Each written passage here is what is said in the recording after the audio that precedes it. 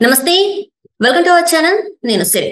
జగన్మోహన్ రెడ్డి గారు షర్మిలతోని రాజీకైతే కుదరదు అని చెప్పేసి అంటే విజయమ్మ మాటని వినకుండా ముందుకు వెళ్తున్నట్టు మరి వార్తలొస్తున్నాయి. సో, ఇందులో ఎంతవరకు వాస్తవం ఉంది, ఏంటి అనేది మనకి వివరించడానికి మనతో పాటు ఉన్నారు ప్రముఖ సీనియర్ జర్నలిస్ట్ ఉప్పాల లక్ష్మణ్ గారు. నమస్కారం సార్. నమస్తే. సరే, ఇప్పుడు చూస్తుంటే జగన్మోహన్ రెడ్డి గారు ఇంకా అసలు షర్మిల గారితోని రాజీకి నో అంటున్నారు.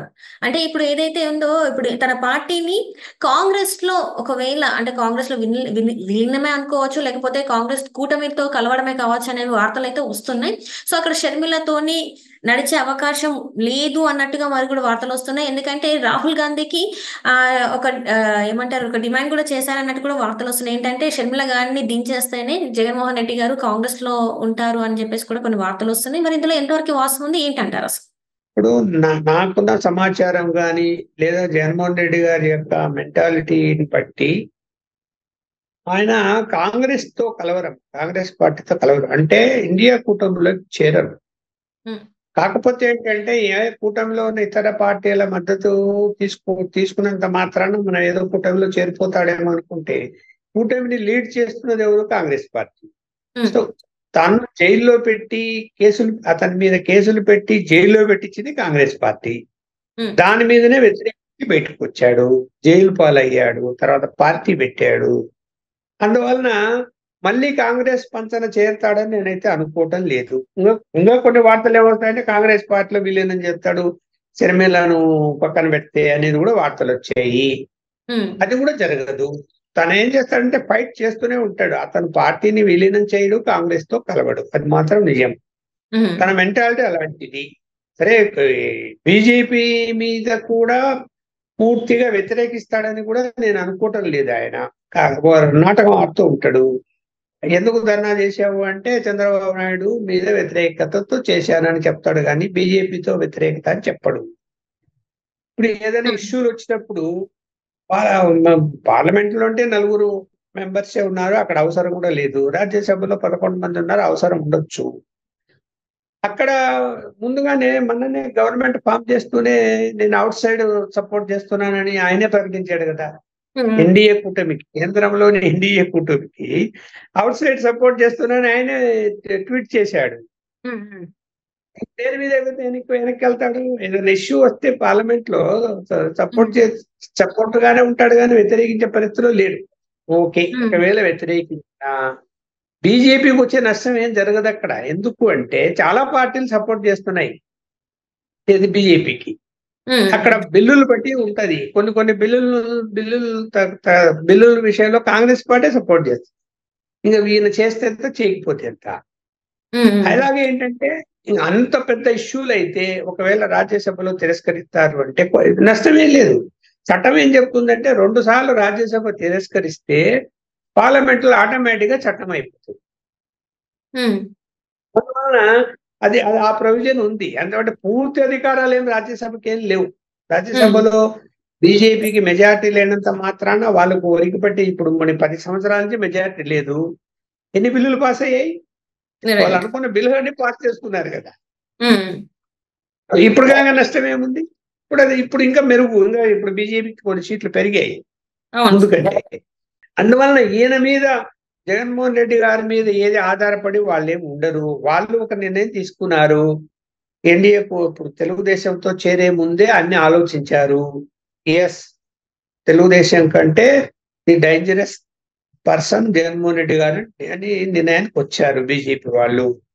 ఇంకా ఏ విషయం వాళ్ళకి ఇంకా ఆగ్రహం వచ్చిందంటే క్రిస్టియానిటీని బాగా పెంపొందించాడు ఆయన. దాని వివరాలు నేను పెద్దగా చెప్పక్కర్లేదు. అది బీజేపీ చాలా ఆగ్రహం కలిగించింది. వాళ్ళు చాలాసార్లు హెచ్చరించినప్పటికీ కూడా ఈయన పూర్తిగా వాళ్ళకు సహకరించాడు. దానివల్ల ఆగ్రహం వచ్చింది వాళ్ళకు. ఎందుకు ఒక మతానికి ఇంత సపోర్ట్ చేశావు అని చెప్పి. అలాగే హిందూ మతం విషయంలో మనం చూసాం కదా, అనేక సంఘటనలు జరిగాయి, దాడులు జరిగాయి, విగ్రహాలు కొలగొట్టారు, ఇవన్నీ జరిగాయి కదా. ఏ కంట్రోల్ చేయలేకపోయాడు కదా.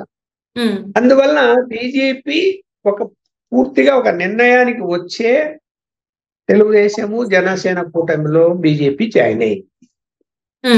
ఎట్టి పరిస్థితుల్లో రాబోయే కాలంలో మళ్ళీ జగన్మోహన్ రెడ్డి గారికి మద్దతు ఇచ్చేటువంటి పరిస్థితి కానీ ఇక్కడ ఏమీ లేదు.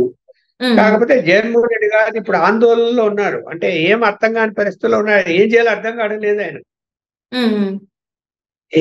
ఇక్కడ ఏమి చేయగలుగుతాడు 11 మందితో? ఆయనతో పాటు 10 మంది. వాళ్ళు కూడా ఉంటారో అన్న ఒక ఇదిలో ఉన్నారు అని చెప్పేసి దాని వల్లే పార్టీ మనుగడ కూడా ఇప్పుడు ఉంటుందో ఉండదో అన్న ఇదిలో ఉన్నారు జగన్మోహన్ రెడ్డి అని కూడా వార్తలు వస్తున్నాయి సార్. 100% కరెక్ట్ అది. ఎందుకు అంటే ఉన్న 10 మందిలో ఆయన పక్కన పెడితే 10 మందిలో కనీసం 8 మంది శాసనసభ్యులు కొంతమంది బీజేపీతో, కొంతమంది జనసేనతో టచ్ లో ఉన్నారు అని పక్క సమాచారం. ఏ పొద్దు వాళ్ళు ఈ పార్టీ మారిపోతారో తెలియదు. వీళ్ళే కాకపోతే బీజేపీ జనసేన వాళ్ళు కొంత ఆగండి అని చెప్పి ఆపారు అని చెప్పి సమాచారం. అలాగే 4 పార్లమెంటు సభ్యులు కూడా 4 బీజేపీకి పోవడానికి రెడీగా ఉన్నారని సమాచారం ఉంది. ఏం చేయగలుగుతారు ఇప్పుడు ఆయన? నా మిథున్ రెడ్డి, నా పెద్దిరెడ్డి రామచంద్రారెడ్డి మంచోళ్ళు అని చెప్తున్నాడు కదా. వాళ్ళు బీజేపీ టచ్ లో లేరా? చెప్పమనంటే గుండె చేసుకొని టచ్ లో ఉన్నారు. వాళ్ళు కూడా బీజేపీలో టచ్ లో బీజేపీతో టచ్ లో ఉన్నారు. అండ్ ఇప్పుడు చూస్తుంటే ఈ కొత్తగా ఈ ఫైళ్ల తగ్గడం వల్ల కూడా పెద్దిరెడ్డి రామచంద్రారెడ్డి గారు అయితే ఖచ్చితంగా బీజేపీలోకి వెళ్ళాలన్న ఒక ఆలోచనలో ఉన్నట్టు కూడా మరి వార్తలు వస్తున్నాయి. అదే కాకపోతే బీజేపీని ఆగమని చెప్తున్నట్టు సమాచారంగా సమయం రాలేదు, సమయం రాని అని. ఇప్పుడు ఈయన పార్టీ పరిస్థితి విషయంలో ఫ్యూచర్ లో ఏం జరుగుతుందో, అసలు ఆ పార్టీ ఉంటుందా, దానికి మనుగడ ఉందా లేదా అన్న సమస్య వచ్చింది కదా ఇప్పుడు. అందులో ఏం చేయాలి? పార్టీ నిలబెట్టుకోవాలంటే ఏదో ఒకటి ఇష్యూ కావాలా? ఏదో 42 రోజులకే ఏదో ఇష్యూ తీసుకొని తనేదో పెద్దగా కనిపెట్టినట్టు ఏదో అత్యాచారాలు అని జరిగిపోతున్నాయి, రాష్ట్రపతి పాలన పెట్టాలని చెప్పి అడుగుతాడా? అంటే అయితే ఇష్యూ దొరకడం లేదు. ఎందుకు వాళ్ళని వెంట పెట్టుకొని వాళ్ళకు ఇప్పుడు అపాయింట్మెంట్ 5 సంవత్సరాలు ముఖ్యమంత్రిగా అపాయింట్మెంట్లే ఇవ్వనటువంటి ఆయన ఇప్పుడు ఎమ్మెల్యేలకి, మాజీ ఎమ్మెల్యేలకి అపాయింట్మెంట్లు ఇస్తున్నాడు. రా అని పిలుస్తున్నాడు. ప్రెస్ మీట్లే పెట్టిన ఆయన ఇప్పుడు ప్రెస్ మీట్లు పెడుతున్నాడు. మీడియా దగ్గరికి రానిలే 5 సంవత్సరాలు. ఇప్పుడేమో ప్రెస్ మీట్లు పెడతాడు. 3 పెట్టాడు అప్పుడే ఇప్పటికే. మరి ఏం చెప్పాలా? అంటే తనకి అభద్రతా భావము తనలో కనిపిస్తున్నది కదా మనకు క్లియర్ గా. పార్టీ మనగడ కష్టం అన్నది అర్థమవుతున్నది కదా. చూస్తున్నాము ప్రతి జిల్లాలో కూడా జిల్లా పరిషత్ చైర్మన్లు, మెంబర్లు, వార్డు మెంబర్లు, మున్సిపల్ అందరూ కూడా పార్టీ మారాలనే ప్రయత్నాలు జరుగుతున్నాయి కదా. ఎక్కడ చూసినా అదే ఉంది కదా. పొద్దు గారితో వెళ్ళిపోదామనేటువంటి ఆలోచన ఎందుకు వస్తున్నది అందరికీ? తన యొక్క పరిపాలనలో భయాన్ని సృష్టించాడు, అవినీతిని పెంచాడు, మాఫియా గ్యాంగ్లను పెంచాడు. దీన్ని ఎవరు ప్రజలు ఎప్పుడు హర్షించరమ్మా. మనసులో పెట్టుకుంటారు, సమయం వచ్చినప్పుడు జవాబు చెప్పారు. Right sir. Thank you so much sir. మీరు మాతో పాటు జూమ్ కాల్ వచ్చినందుకు ధన్యవాదాలు.